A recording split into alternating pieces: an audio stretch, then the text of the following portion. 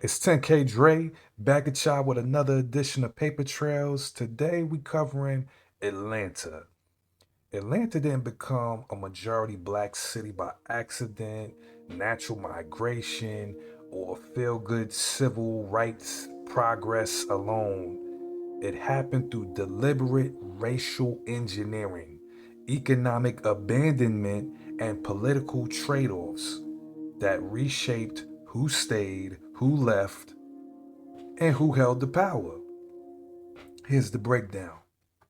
Atlanta was designed to push black people in and white people out after using them. After the Civil War, Atlanta rebuilt itself as the economic hub of the New South, but its racial order stayed rigid. Black Atlantans were confined to specific neighborhoods through racial zoning, which was pre 1917, racial covenants post 1917, informal violence and intimidation. White elites needed black labor, hence for the railroads, domestic work, factories, but did not want black political power. So Atlanta followed a familiar southern pattern. Concentrate black residents where they can be exploited but controlled. This laid the groundwork for later demographic dominance once white flight kicked in. White flight was not cultural, it was a response to power loss.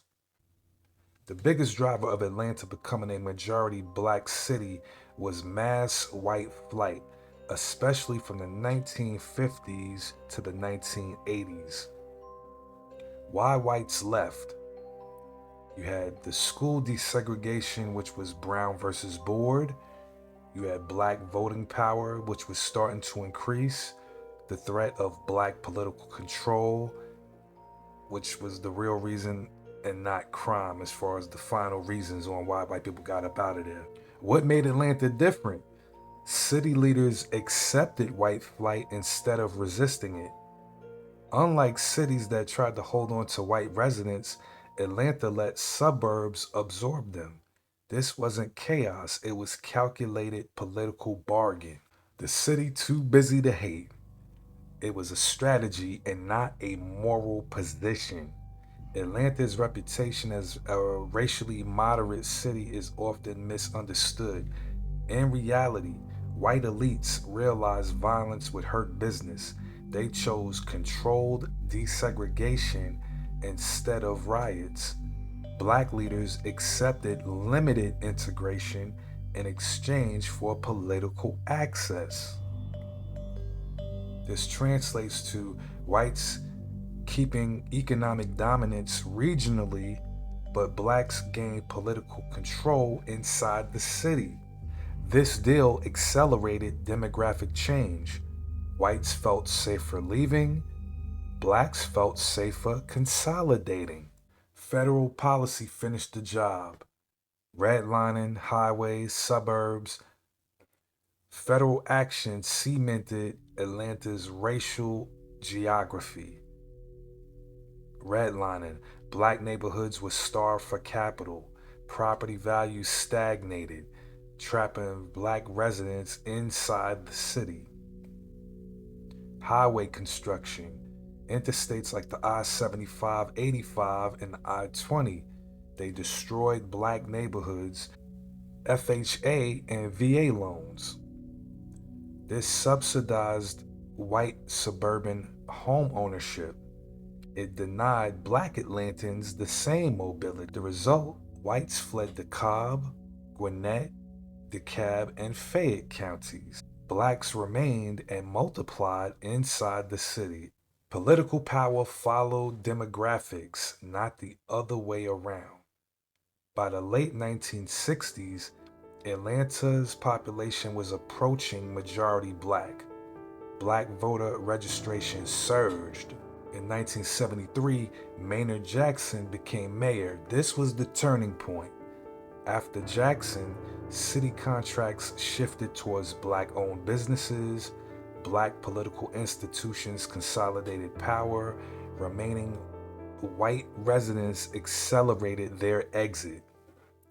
Important truth here is Atlanta didn't become majority black because it elected black leaders. It elected black leaders because whites had already abandoned the city. The middle class black migration was intentional. Atlanta became a magnet for black Americans nationwide because it offered actual political power and not tokenism. It had HBCUs, a black professional class, black media, churches and businesses. It marketed itself as the Black Mecca, which people still kind of think of it like that to this day. This wasn't myth making, it was recruitment. Middle class and elite black families moved into Atlanta while whites moved out, accelerating that majority shift. And here's the irony: the city is black, but the wealth is not. By the 1980s, Atlanta was majority black, but regional wealth remained white and suburban. Metro Atlanta tells the real story. The city of Atlanta historically has black political control. Surrounding counties, which were mostly white and later diversified, are wealthier and more resourced.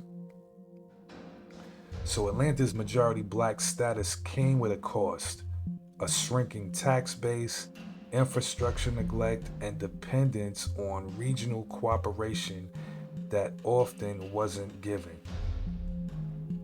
Bottom line, Atlanta became a majority black city because white residents chose abandonment over integration. Federal policy subsidized segregation.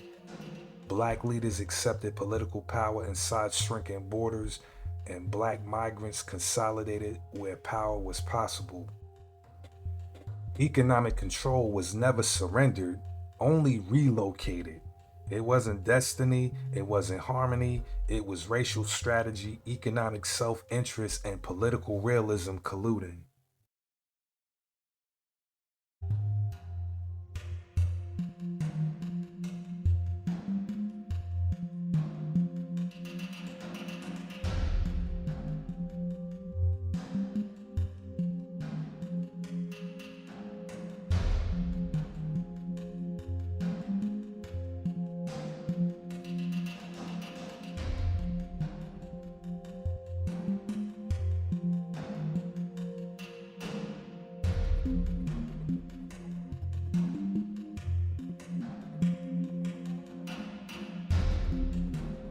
Thank y'all for rocking with me, supporting the channel. If you're loving the content, you know what to do. Like, subscribe, share, hit the Cash App. Every dollar helps the channel grow bigger, better, quality over time. So with that said, I'll holler at y'all. Thank you. I appreciate it.